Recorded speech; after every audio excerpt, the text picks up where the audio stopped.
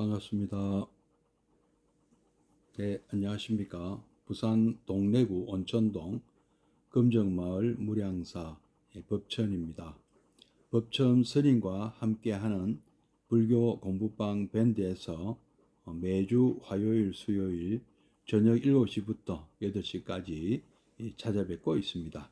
화엄경 보현행품을 함께 공부하고 계신데요. 예, 정갈보살님 반갑습니다. 지금은 이종리 원장이 쓰신 실천 보현행문을 함께 공부하고 계신데요. 오늘 41번째 시간이 되겠습니다. 예, 호정거사님 반갑습니다.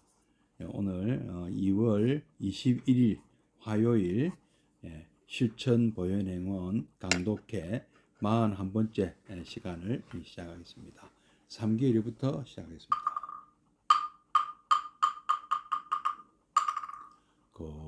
거룩한 부처님께 귀합니다. 거룩한 가르침에 귀합니다. 거룩한 승가에게 귀합니다. 예, 해양님, 예, 에렌보살님, 예, 반갑습니다. 예, 수정보살님, 예, 반갑습니다.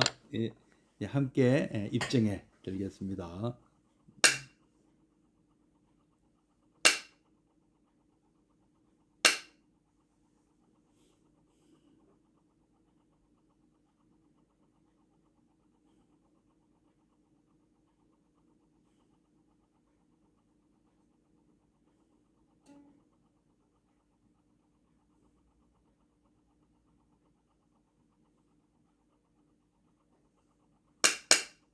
네, 입증 바로. 예, 동일스님, 예, 반갑습니다.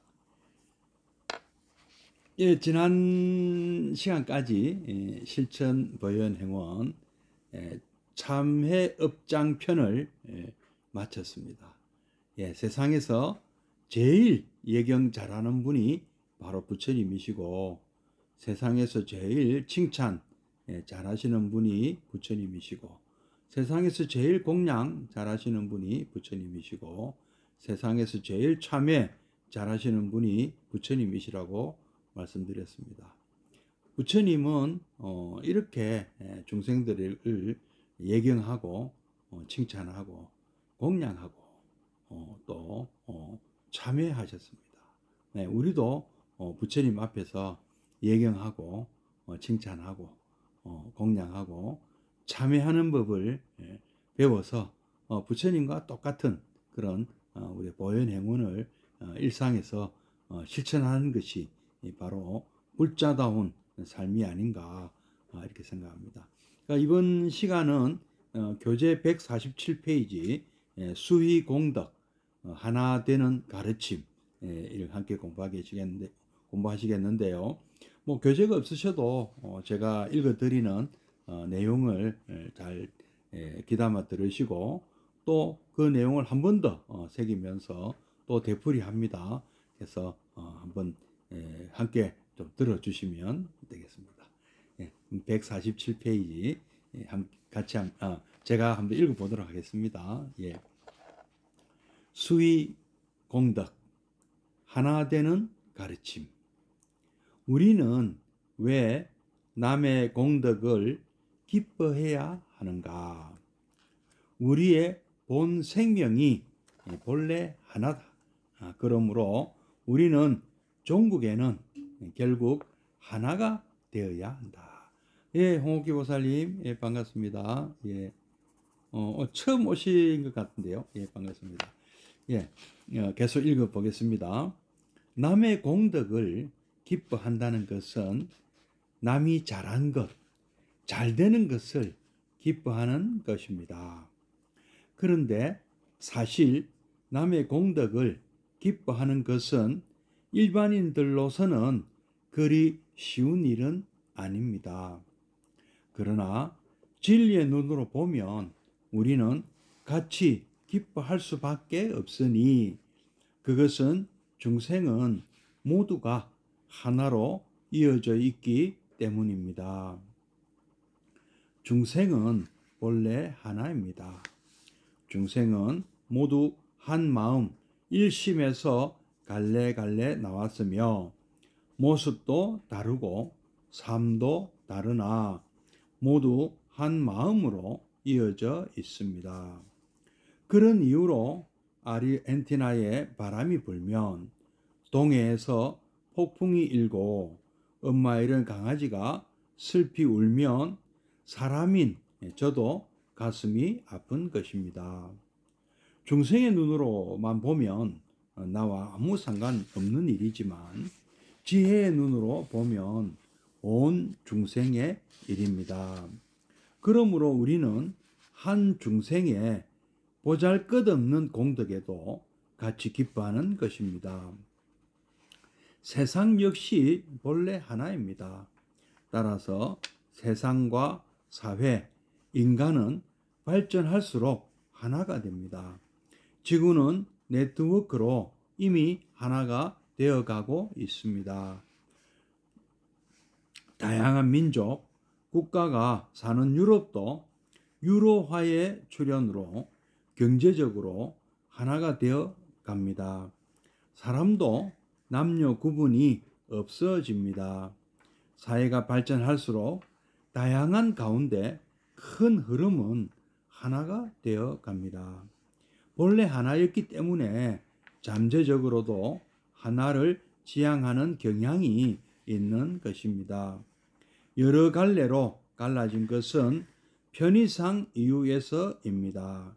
처음엔 하나였으나 사회가 점점 복잡하고 다양하게 변해가니 거기 적응하기 위해 일시적으로 여러 개가 되었지만 어느 선을 넘어서면 다시 하나로 돌아가려 하는 것입니다.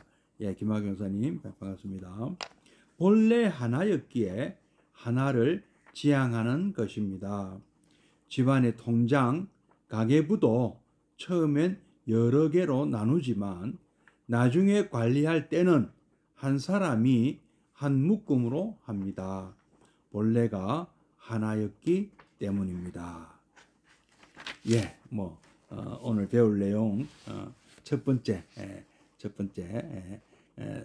우리의 본 생명은 본래 하나.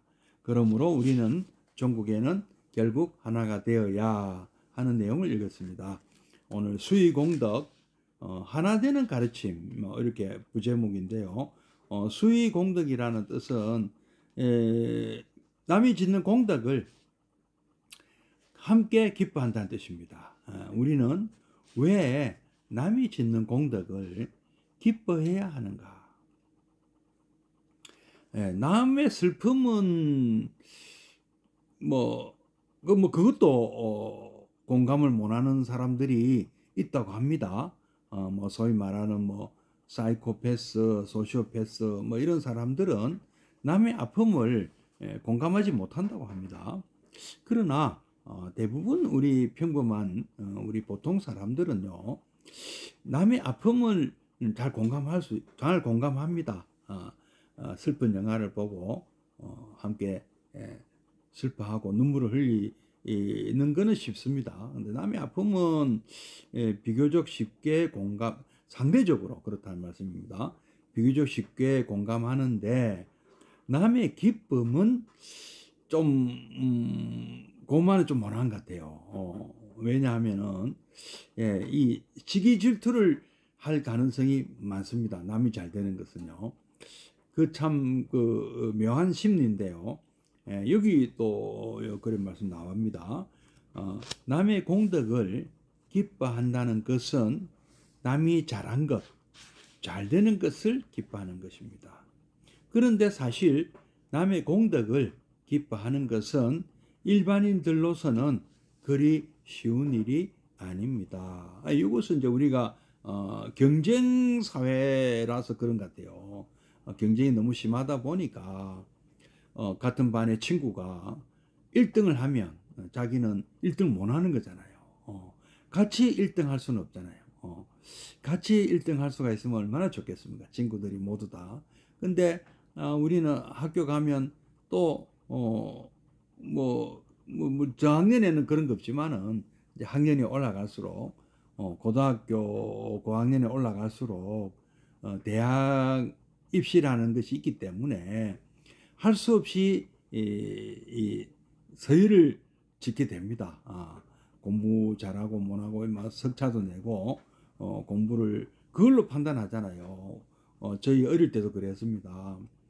성적표가 가면 우리 부모님들께서는 성적이 등수로 보잖아요. 반에서 몇 등 했느냐. 참 그래서 그게 좀 앞자리면 좋아하시고 뒷자리면 좀 안 좋아하시고 그러셨잖아요. 우리도 마찬가지입니다. 우리도 여러분들도 되게 평범하신 우리 불자님들이나 우리 방송 보시는 분들도 아마 그러실 거예요. 자녀분이 뭐 아드님이든 따님이든 학교 다니는 자녀가 뭐 성적표가 좋으면 기뻐하시고 자녀가 성적 좋은데 뭐 슬퍼하실 분 없을 거고 성적이 안 좋으면 좀 기분이 안 좋으시죠. 근데 남의 자녀가 성적 좋은 거를 기뻐할 수가 있겠습니까? 남이 그러니까 같은 반 학생들도 그렇지만 자신의 자녀는 반에서 꼴찌인데 옆집에는 같은 반에 다니는 마침 친구가 다니는 반 마침 또 옆집이고 이웃이고 또 그 이웃집 부모는 아니 옆집에는 반에서 1등 2등 하는데 왜 우리 애는 왜 반에서 꼴찌에서 1등 2등인가. 이런 경우 같이 기뻐해 주기가 정말 어렵죠. 이거 같이 기뻐해 주는 분이 계실까요? 쉽게. 정말 어렵습니다. 그죠? 그렇지 않겠습니까? 저도 그렇겠네 하는 생각이 들 정도입니다. 정말 이런 경우 같이 기뻐한다는 것이 정말 어렵다. 예, 뭐 시기하고 질투하고 안 할 수가 없습니다. 가 아니면 우리 애가 뭐 1등 할 것도 아니지만은 그래도 기분이 나쁘다. 예, 기분이 나쁘다. 기분이 좋을 수가 없다는 거죠. 그래서 남이 잘 되는 공덕 짓는 잘 되는 것을 기뻐한다는 것이 일반인들로서는 그리 쉬운 일이 아닙니다. 뭐 이거는 공감하실 것 같습니다. 그러나 참 그래서 이제 이 보현행운이 뭐 앞에 하나도 쉬운 건 없었어요. 예경제불부터 칭찬열애, 광수공양, 참회업장 하나도 쉬운 건 없었습니다. 그러나 뭐 그렇다고 해서 또 정말 어려운 것도 아니었어요. 몰라서 그렇지 해보면 할 수 있는 것들이었어요. 그리고 이것이 얼마나 좋은가, 얼마나 나로 하여금 행복을 느끼게 해주는가, 그리고 나로 인해서 내 주변 사람들도 함께 기뻐하는 모습을 보면 우리가 참 그 예경제불, 칭찬열애, 광수공양, 참회업장을 안 할 수가 없거든요. 우리가 불자라면은요. 근데 우리 평범하신 우리 제가 불자님들 입장에서 참 넘기 힘든 벽이 나타난 겁니다. 수의공덕이라는 이 벽을 넘기가 참 어렵습니다. 10가지 그 뒤에 이어지는 청전법륜, 청불주세, 상수불악, 항순중생, 복의해양이라는 이 나머지 가기도 전에 큰 벽이 나타난 겁니다. 수의공덕이라는 거. 이것이 딱 얼른 와닿지가 않거든요. 그리고 쉽게 이렇게 공감하기도 힘들고요. 근데 이치를 알고 실천만 할 수 있다면, 그 다음에 또 쉽죠. 그 다음에 또 뭐 쉽게 잘 넘어가는데요. 뒤에 가서 또 이제 우리 마지막 고비가 하나 또 나오죠. 제 경험에 의하면은 이 우리 스님들도 소위 말하는 우리 참 수행 잘하시는 스님들도 넘기 힘든 벽이 나타납니다. 제가 볼 때는 그게 항순 중생으로 보이거든요. 잘 하셔도 항순 중생에서 막히거든요. 네, 그거는 뭐 나중에 또 한번 말씀드리기로 하고요. 일단 이 수의 공덕을 어떻게 넘을 것인가 하는 이제 문제를 여기서 이제 배우시는 거죠. 한번 계속 한번 읽어보겠습니다. 여기서 그렇게 얘기합니다. 남의 공덕을 기뻐한다는 것은 우리 일반인들로서는 사실 그리 쉬운 일이 아닙니다. 그러나 진리의 눈으로 보면 하여간 좀 어렵죠. 우리 진리의 눈을 갖추기도 쉽지 않습니다. 그죠? 우리 오한이라는 게 있죠. 유관, 천안, 해안, 법안, 그리고 불안, 금강경이 나오지 않습니까? 근데 여기 이제 진리의 눈이 뭘까요? 법안 아니겠습니까? 우리가 법안을 만약에 뭐 유관이나 천안이나 이런 것 정도로는 알 수가 없는 것이고 진리의 눈이라는 것은 뭐 법안이나 불안 정도 돼야 진리의 눈을 갖고 있다고 할 수 있겠죠.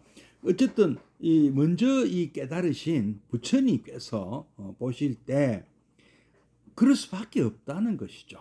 이렇게 설득을 하십니다. 기뻐하지 않을 수가 없다. 알고 보면 우리가 몰라서 우리가 시기 질투하고 함께 기뻐하기 힘든 것이지 이 이치를 알면은 기뻐하지 않을 수가 없다는 것입니다. 한번 또 읽어보겠습니다. 그것은 중생은 모두가 하나로 이어져 있기 때문입니다. 우리 화엄경에서 만법 귀일이라 하잖아요. 지금 이 보현행운은 화엄경 공부를 마친 분에게 드리는 말씀이거든요. 그래서 이 이치를 일단 아는 분이라고 생각합니다만은 사실은 우리가 또 만법 귀일이라는 걸 또 잘 모르는 분도 많지 않습니까? 모든 것이 다 하나로 일맥상통한다. 이 만만한 내용이 아니죠. 또 설명을 한번 우리 이종린 원장께서는 또 설명을 하셨어요. 한번 읽어보겠습니다. 중생은 본래 하나입니다. 중생은 모두 한 마음에서 갈래갈래 나왔으며 모습도 다르고 삶도 다르나 모두 한 마음으로 이어져 있습니다.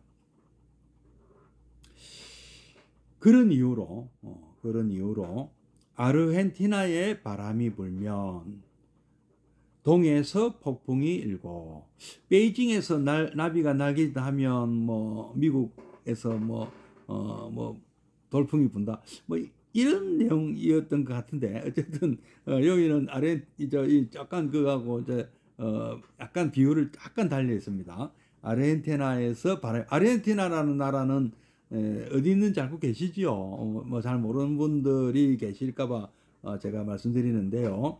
우리나라에서 땅을 파고 만약에 갈 수만 있다면 끝까지 가면 저쪽 반대편에 나오는 나라가 아르헨티나입니다. 우리 미국이 대충 어디쯤 있는 거 아시잖아요. 태평양 건너가면 미국이 있는데 미국이란 나라에서 계속 남쪽으로 내려가면 멕시코를 파나마, 콜롬비아, 브라질 이런 나라 가면 그 다음에 이제 맨 끝에 보면 우루과이 지나서 아르헨티나라는 나라, 좀 큰 나라입니다. 아르헨티나는 근데 이제 왜 이 아르헨티나를 예를 들었냐 하면은 우리 지구 반대편이라는 거죠. 우리가 살고 있는 이 우리나라 한반도의 정확하게 반대쪽에 있는 나라입니다. 아르헨티나가요. 그래서 아르헨티나라는 나라에서 바람이 불면 우리나라 동해에서 폭풍이 일다. 이 과학자들도 이런 거를 얘기를 했죠. 과학자들도. 또 엄마 잃은 강아지가 슬피 울면 사람인 우리가 누가 봐도 가슴이 아픈 것이다. 미물이라 하더라도 엄마 잃은 강아지가 끙끙거리고 엄마를 찾으면 우리 사람이 봐도 아이고 안 됐네 하는 이 마음이 아픈 현상이 생긴다. 아, 중생의 눈으로 보면, 중생의 눈으로만 보면 나와는 아무 상관없는 일이지만 조금 단결이죠. 짧은 이제 생각인데요. 어쨌든 중생의 우리 눈으로 본다면 남의 일이다. 다 이것들이. 그러나 지혜의 눈으로 본다면, 법의 눈이나 부처님의 눈으로 본다면 온 중생의 일입니다. 그러므로 우리는 한 중생의 보잘것없는 공덕에도 같이 기뻐하는 것입니다. 참 쉽게 와닿지는 않습니다. 사실은요. 뭐 이렇게 이종림 원장께서는 열심히 설명하셨지만 뭐 틀린 말씀 하나도 없습니다만은 쉽게 또 와닿지도 않습니다. 또 한번 또 계속 읽어보겠습니다. 세상 역시 본래 하나입니다. 사람들도 본래 하나고 이 세상도 역시 본래 하나입니다. 따라서 세상과 사회, 인간은 발전할수록 하나가 됩니다. 좀 많이 우리가 지구가 좁아진 느낌은 듭니다. 아득한 옛날에는 뭐 우리나라 같은 경우는 조선시대만 해도 이 지구상에 이렇게 많은 나라들이 있는 줄을 몰랐지 않습니까? 서양 사람들은 그거를 좀 빨리 알았죠. 빨리 지리상에 발견을 해가지고 그때 이제 지구가 둥글다는 것을 이제 알게 되고, 그래서 그 콜럼버스라는 베네치아 이탈리아의 베네치아 사람인데요. 스페인까지 가서 그 배를 빌려서 그 인도를 찾아서 지구는 둥그니까 계속 동쪽으로 가면 인도가 있다. 그때 그 유럽 사람들은 그 당시 뭐 유럽 사람들 아주 그 평범한 사람들은 굉장히 무서워했어요. 그 동쪽 대서양을 간다는 것을 굉장히 무서워했습니다. 가면 무슨 낭떠러지가 있는 걸로 아는 사람도 있었습니다. 그런데 당시 그 포르투갈이라는 나라가 스페인 옆에 있는 유럽의 맨 그 서쪽에 있는 나라인데요. 포르투갈의 엘리케 왕자라는 뭐 영웅이 나타나서 그 수많은 탐험대를 편성해서, 함대를 편성해서 본인은 나간 적이 없답니다. 근데 많은 그 함대를 파견을 했답니다. 어디로 파견했냐면은 남쪽으로 파견을 했대요. 남쪽으로 바로 그 포르투갈 바로 밑에 그 모로코라는 아프리카의 나라가 있거든요. 모로코를 돌아서 아프리카 서쪽 해안을 타고 쭉 내려가면 적도 쪽을 향해서 가면 뭐 가나, 여러분 좀 들어보셨을 거예요. 뭐 가나, 뭐 기니, 뭐 나이지리아 이런 나라들이 있고 라이베리아 이런 나라들이 있거든요. 코트디부아르 뭐 이런 나라들이 있거든요. 그 이름이 그도 나라 굉장히 많아가지고 다 제가 외우면 돼. 그래서 쭉 내려가면 적도 가까이 또 뭐 내려가면 뭐 앙골라 이런 나라도 나오고요. 앙골라 밑으로 내려가면 또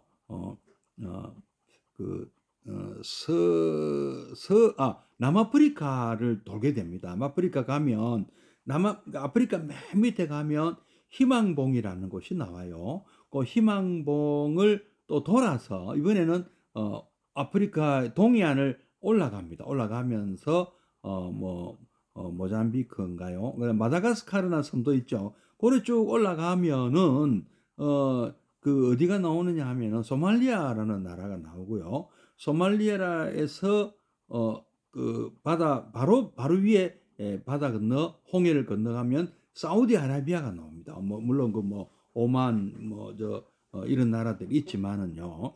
그래서 거기서 또 바다를 통해서 북쪽으로 가면 이제 이란이고 동쪽으로 가면 어디가 나오냐면은 바로 인도가 나옵니다. 인디아가 나오거든요.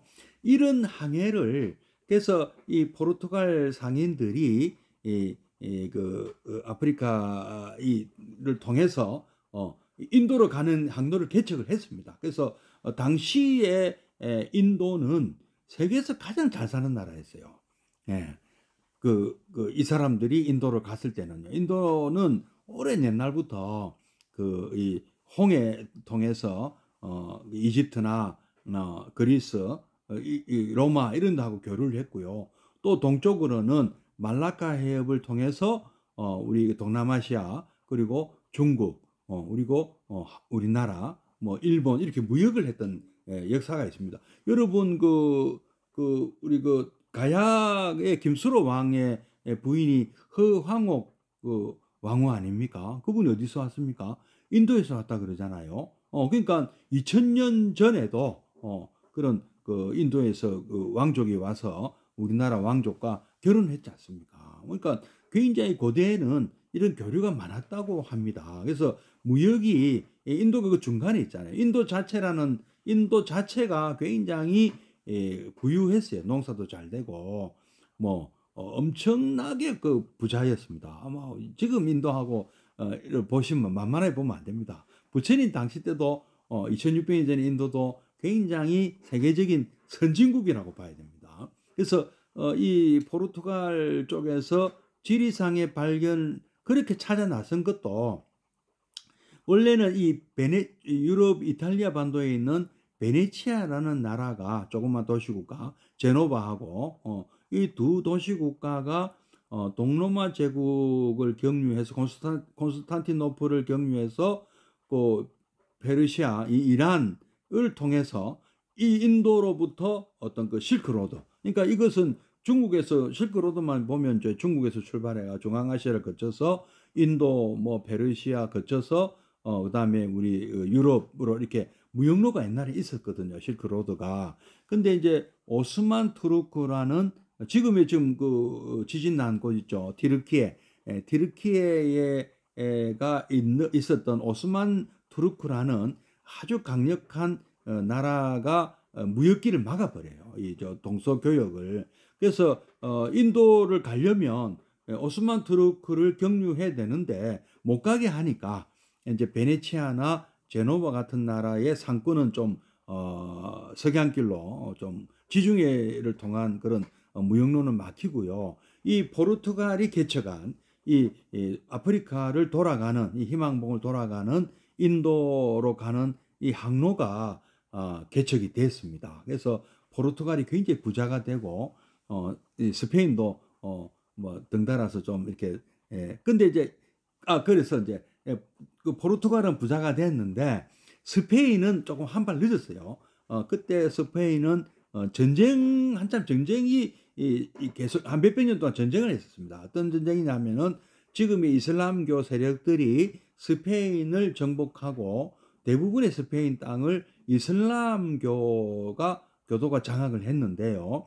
이 북쪽으로 몰린 이 기독교 국가들이 리콘케스트라 해가지고 영토 회복 운동입니다. 영토 회복 전쟁을 통해서 스페인이 그때 거의 이 이슬람 세력을 물리치고 이베리아 반도, 포르투갈 빼고 이베리아 반도를 두 개의 나라가 이름 제가 지금 아라곤 왕국하고 뭐 이렇게 마드리드에 있는 왕국 하나 하고 바르셀로나에 있는 왕국이 결혼 동맹을 맺어서 지금의 스페인 왕국이 되었거든요. 근데 콜럼부스가 처음에는 포르투갈 찾아갔다가 포르투갈은 이미 뭐 아프리카 항로를 통해서 장사를 하고 있었기 때문에 콜럼버스 얘기를 기다면 듣지 않았고요. 스페인의 이사벨라 여왕이 뭐 미제야 본전이다 하고 한번 투자를 해봤대요. 한번 가봐라 하고 배를 두 척을 빌려줬습니다. 뭐 산타마리아호하고 뭐 또 한 군데 빌려줬는데 그 배를 타고 대서양을 건너서 발견한 것이 바로 아메리카 대륙이거든요. 이게 이제 지리상의 발견 아닙니까? 자, 이제 처음에는 그게 인도로 간 거예요. 이제 콜럼부스는 죽을 때까지 그 땅이 인도인 줄 알았대요.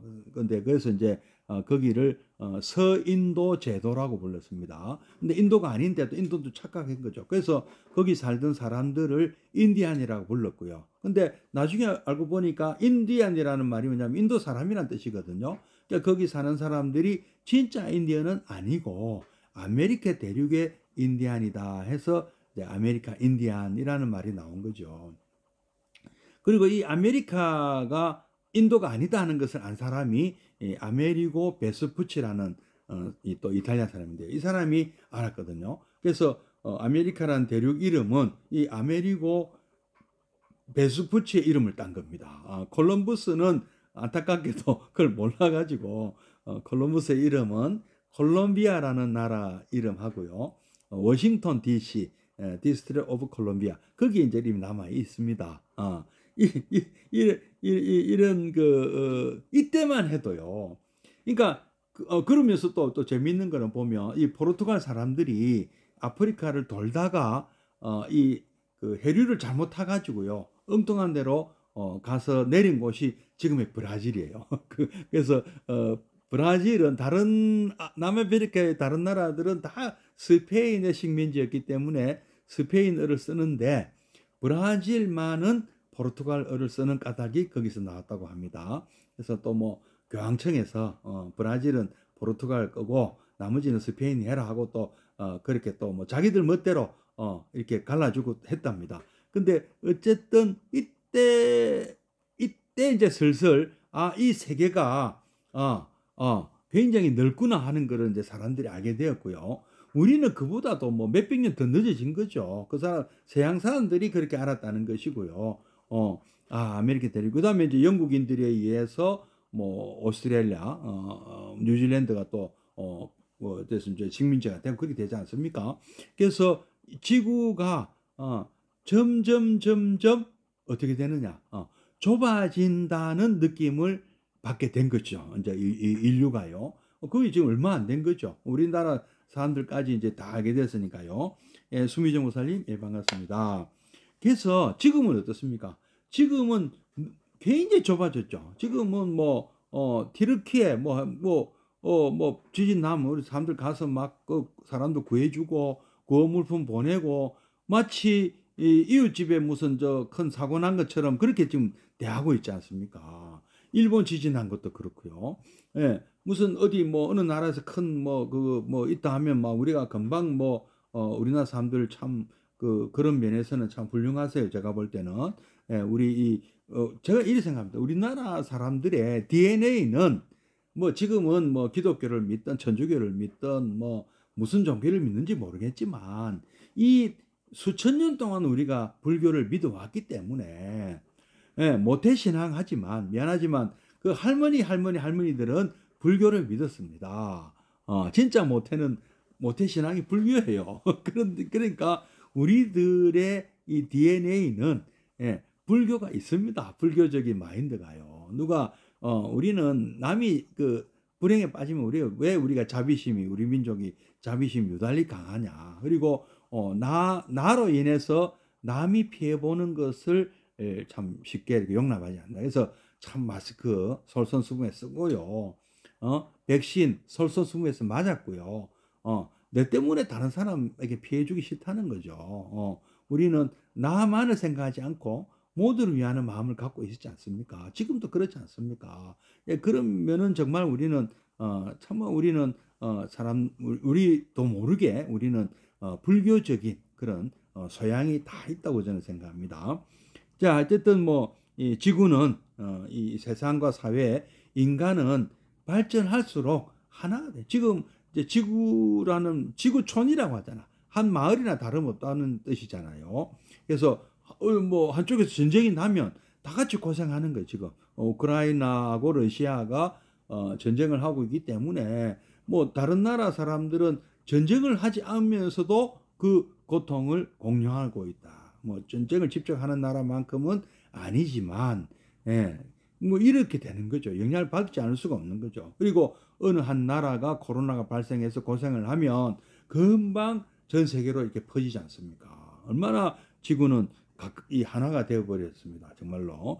지구는 네트워크로 또 인터넷이니 뭐니 해가지고 네트워크로 이미 하나가 되어가고 있습니다. 특히 우리나라가 이런 그 덕을 많이 보잖아요. 첫째, 우리는 수출을 하지 않으면 못 삽니다. 우리나라는 이 여러 자원이 부족하기 때문에 수입을 안 할 수가 없어요. 우리는 굶어 죽지 않고 얼어 죽지 않으려면 식량이나 뭐랍니까, 그 석탄, 석유 이런 걸 수입하지 않을 수가 없거든요. 연료.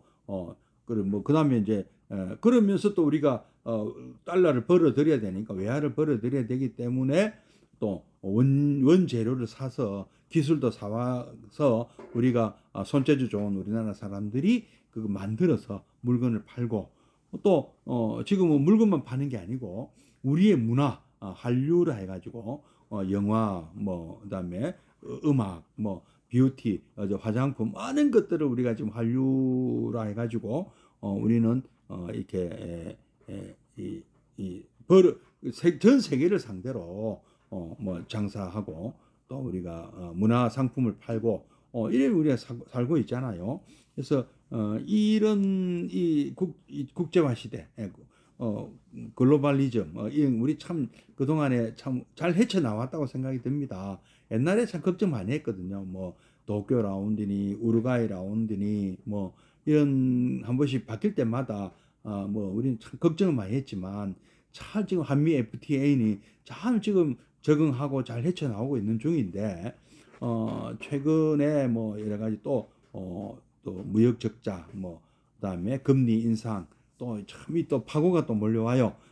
한두 번 IMF는 뭐 엄청 시련도 겪었고 지금도 겪고 있습니다. 지금도 이 경제난 뭐 자원난 뭐 겪고 있습니다. 생필품 가격은 오르고 금리도 오르고 참 힘든 세상이 됐습니다. 그죠? 이거 미국이 올리니까 우리도 안 올릴 수도 없고 이렇게 우리는 하나가 되고 있다는 뜻이죠. 이 말씀 다 다양한 민족 국가가 사는 유럽도 벌써 유로화의 출현으로 뭐 하나의 나라 비슷하게 지금 변해버렸잖아요. 옛날에 영국, 프랑스, 독일 뭐 이런 나라들은 얼마나 치열하게 싸운지 뭐 영국, 프랑스 말도 못하게 싸웠고요. 17세기, 16세기, 17세기 말도 못하게 싸웠고요. 또 우리 19세기, 20세기 오면 어떻습니까? 또 영국하고 독일, 프랑스하고 독일이 그렇게 많이 싸웠잖아요. 1차 대전, 2차 대전까지요. 뭐 앞에 프랑스 혁명 당시 나폴레옹 때까지 하면은 참 말도 못하게 싸웠습니다. 그죠? 예. 그때는 또 프랑스를 상대로 영국과 독일이 또 힘을 아주 싸웠고 1차 대전은 또 독일을 상대로 영국과 프랑스가 또 한편이 2차 대전도 마찬가지지만 이런 식으로 유럽이 정말 치열하게 전쟁을 많이 했는데 지금은 어떻습니까? 지금은 한 나라나 다름없죠. 그 경제적으로는 경제 공동체가 되었고 또 군사적으로도 나토의 일원으로 한 나라나 다름없는 그런데 또 영국은 또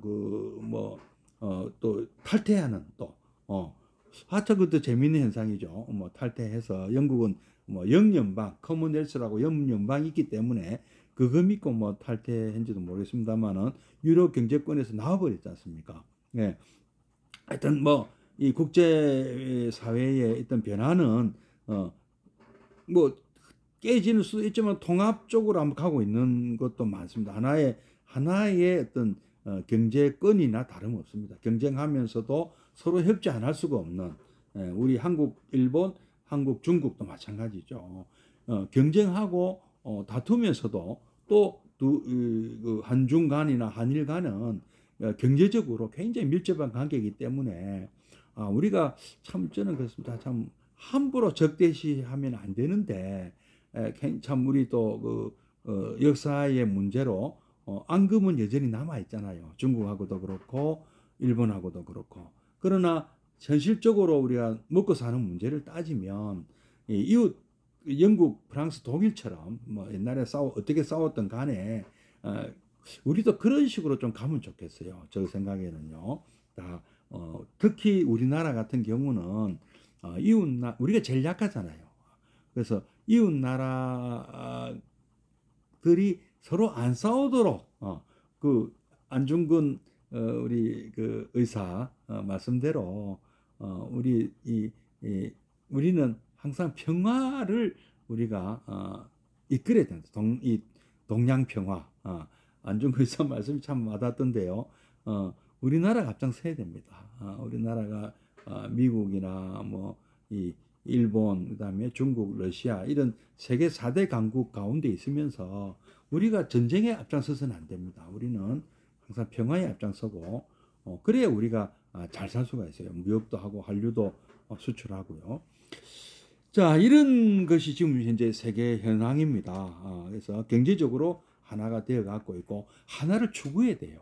추구해야 되고 또 사람도 요즘은 남녀 구분이 없다고 합니다.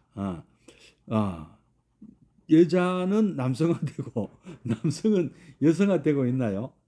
남자들도 꿈이죠. 남자들도 성형수술하고 남자들도 화장하고 전에 그 월드컵 때 주제가 부른 정국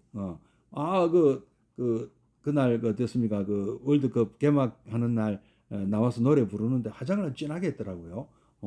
그 이제 뭐 BTS 같은 경우는 얼마나 화장 그냥 한국 사람 다 화장한 줄 알아요. 또 외국 사람 다 그런 건 아닌데요. 예. 사람도 남녀 구분이 없어집니다. 사회가 발전할수록 다양한 가운데 또 다양해지면서도 동시에 또 큰 흐름은 하나가 되어갑니다. 나라도 마찬가지고 지역도 마찬가지인데 각 지역의 특색을 살려가면서도 로컬라이제이션이라고 하면서도 또 세계 전체로 또 지향하는 글로벌라이제이션도 되거든요. 그래서 이거를 이런 용어도 있습니다. 글로컬리제이션이라는 용어도 있습니다. 지역은 지역대로 특색을 살려가지만 또 이 전 세계를 상대로 예를 들면 우리 부산 같은 경우도 부산의 특색을 살리면서 또 세계화하는 거. 세계 속의 어떤 그 뭐 관광 도시, 세계 속의 어떤 그 무역 도시 부산이 되는 것이 또 바람직한 거죠. 우리 부산으로서는요. 자, 이 다양한 가운데 큰 흐름은 하나가 되어갑니다. 본래 하나였기 때문에 잠재적으로도 하나를 지향하는 경향이 있는 것입니다. 여러 갈래로 갈라진 것은 편의상 이유였습니다. 처음엔 하나였으나 사회가 점점 복잡하고 다양하게 변해가니 거기 적응하기 위해 일시적으로 여러 개가 되었지만 어느 선을 넘어서면 다시 하나로 돌아가려 하는 것입니다. 본래 하나였기에 하나를 지향하는 것입니다. 뭐 중국 역사를 봐도 그렇습니다. 뭐 여러 나라로 쪼개졌다가도 다시 하나로 또 통일이 됐고요. 우리도 그렇죠. 삼국시대가 있었지만 또 통일신라시대가 있었고 또 후삼국시대가 있었지만 또 고려시대로 통일이 되었습니다. 그래서 이 작은 나라가 또 둘로 쪼개져 있는 것도 참 안타까운 거죠. 언젠가 빨리 좀 통일이 돼야 되는 겁니다. 예. 집안의 통장, 가계부도 처음엔 여러 개로 나누지만 나중에 관리할 때는 한 사람이 한 묶음으로 합니다. 본래가 하나였기 때문입니다. 자, 같이 이제 149페이지입니다. 같이 기뻐함으로써 하나가 된다. 이 같이 하나가 되는 방법이 같이 기뻐하는 것이다. 이런 뜻이 되겠습니다. 본래 하나였던 중생은 워낙 다양하게 갈라져 이제는 만 가지 차별상을 보이고 있습니다. 그래서 하나가 되기가 또 쉽지 않습니다. 하지만 이런 중생이 다시 하나가 되는 아주 쉬운 방법이 있으니 그것이 바로 같이 기뻐하는 것입니다.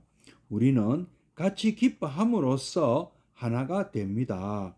피부색이 다르고 이해관계가 달라도 한 중생의 공덕을 같이 기뻐해주면 우리는 그대로 하나가 됩니다. 올림픽은 세계적 축제입니다. 비록 세상은 갈등과 대립이 끊일 날이 없으나 올림픽이 열리는 기간 동안만큼은 전 세계적으로 인종을 초월하여 하나가 됩니다. 경기에 패배한 쪽은 섭섭하지만 분함을 딛고 승자를 축복하고 신기록의 기쁨을 공유하면 우리는 모든 차별상을 떠나 하나가 되는 것입니다. 그렇지 않고 끝까지 분한 마음만 있으면 우리는 끝내 하나가 될 수 없습니다. 그러나 같이 기뻐하면 그 즉시 우리는 하나가 되는 것이니 남의 공덕을 기뻐하는 것은 이렇듯 소중한 하나 되는 방법입니다. 같이 기뻐함으로 하나가 된다. 우리 아주 철저하게 체험해 봤잖아요. 언제입니까? 우리 한일 월드컵 때 아닙니까? 2002년 월드컵 때 우리 하나가 되었잖아요.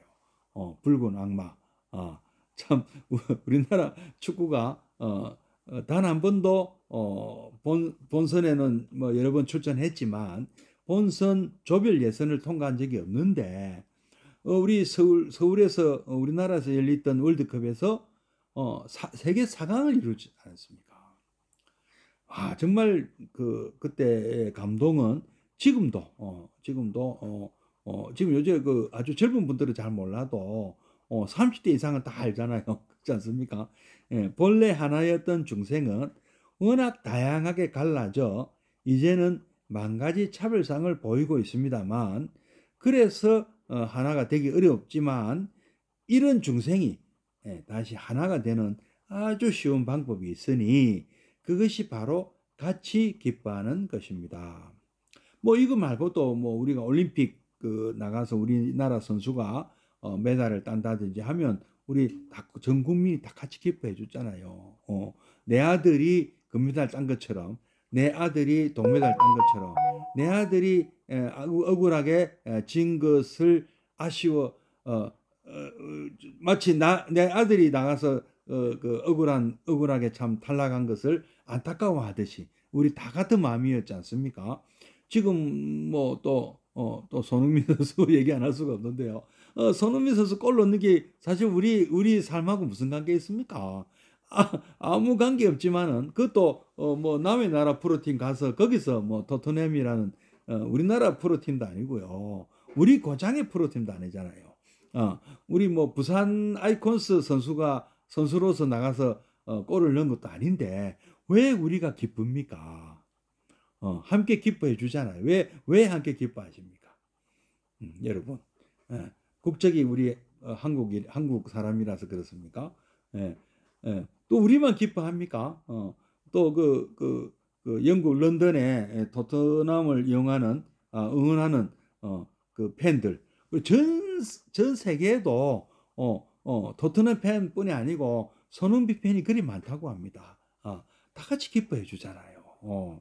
참 이 하나 되는 방법이잖아. 이런 이영만리 이름도 모르고 우리 성도 모르고 피부도 모르는 이런 사람들하고 우리는 같이 기뻐하는 일이 있잖아요. 같이 안타까워하고요. 우리는 이것이 바로 같이 기뻐하는 것이죠. 우리는 같이 기뻐함으로써 하나가 됩니다. 그런데 진짜 그죠? 이거 보니 맞네, 그죠?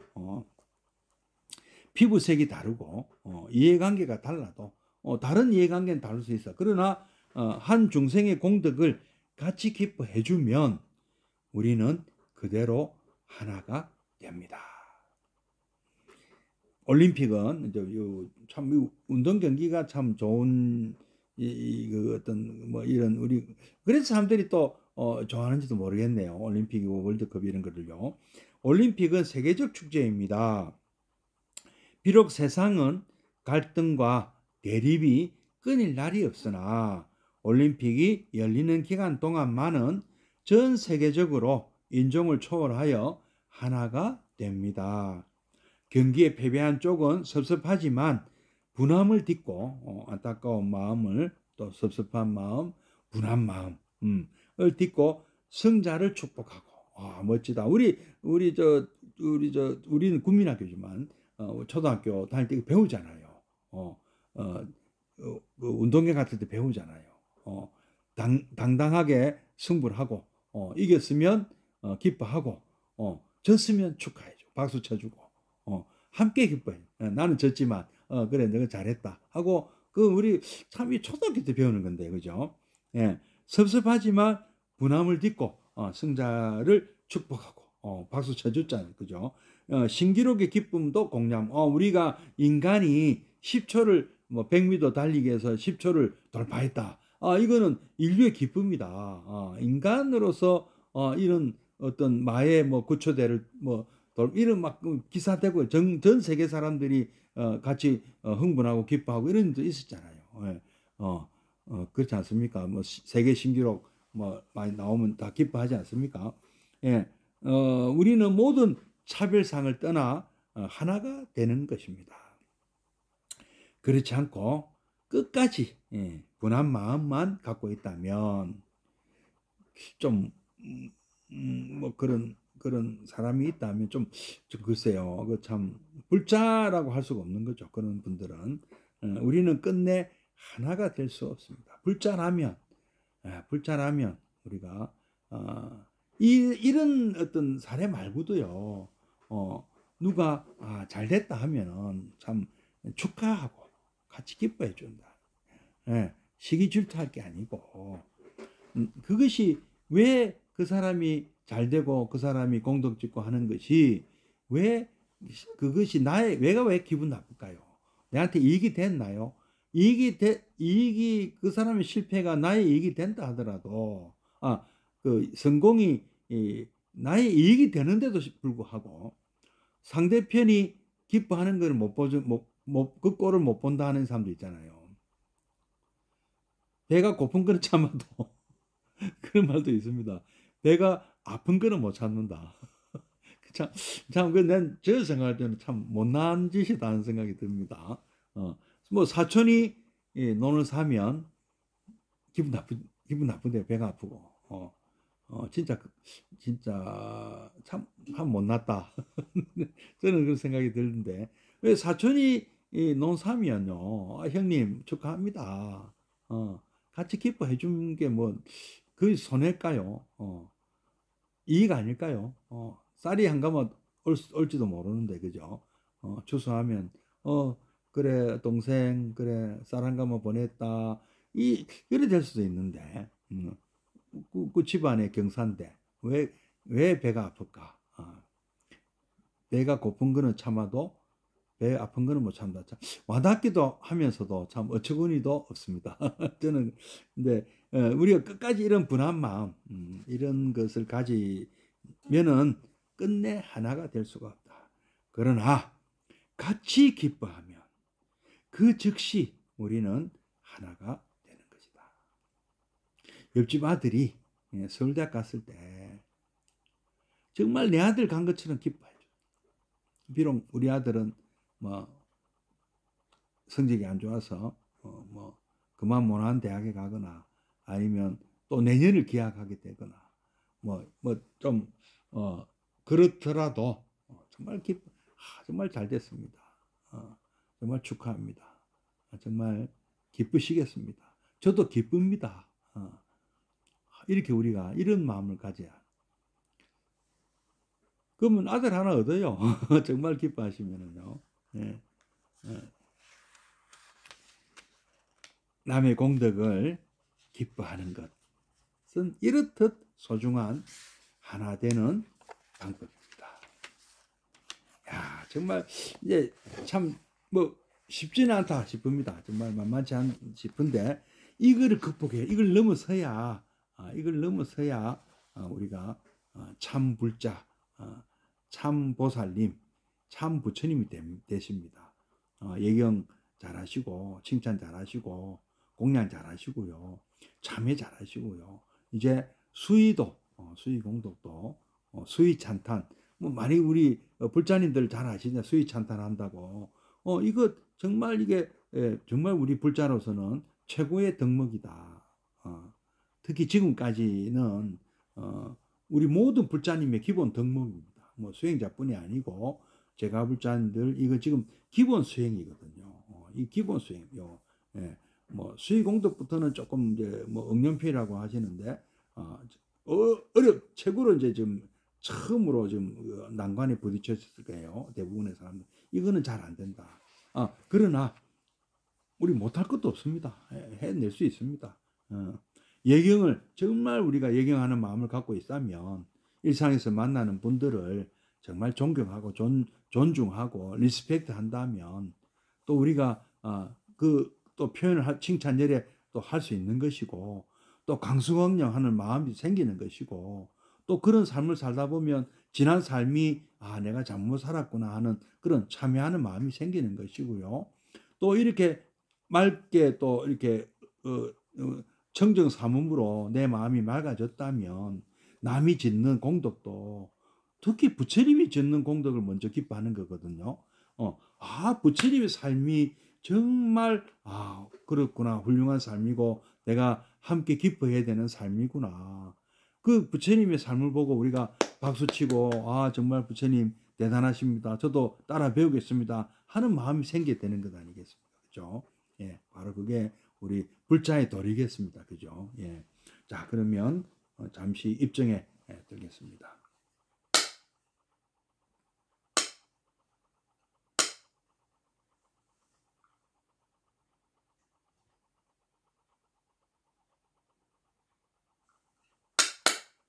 예, 입정 바로.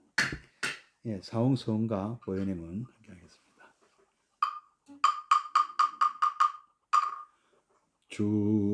중생을 다 번지오리다. 번뇌를 다 끊으오리다. 법문을 다 배우오리다. 불도를 다 이루오리다. 내 이제 두 손 모아 청하옵나니 시방세계 부처님 우주대광명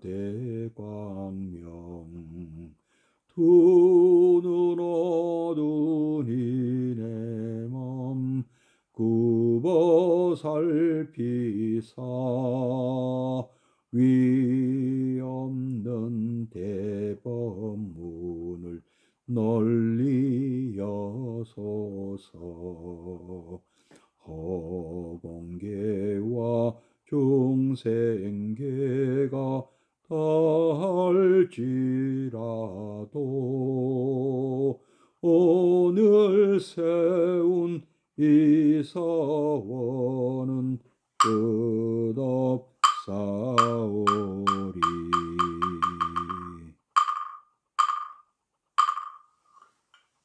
네, 고맙습니다. 성불하십시오. 네, 내일 뵙겠습니다.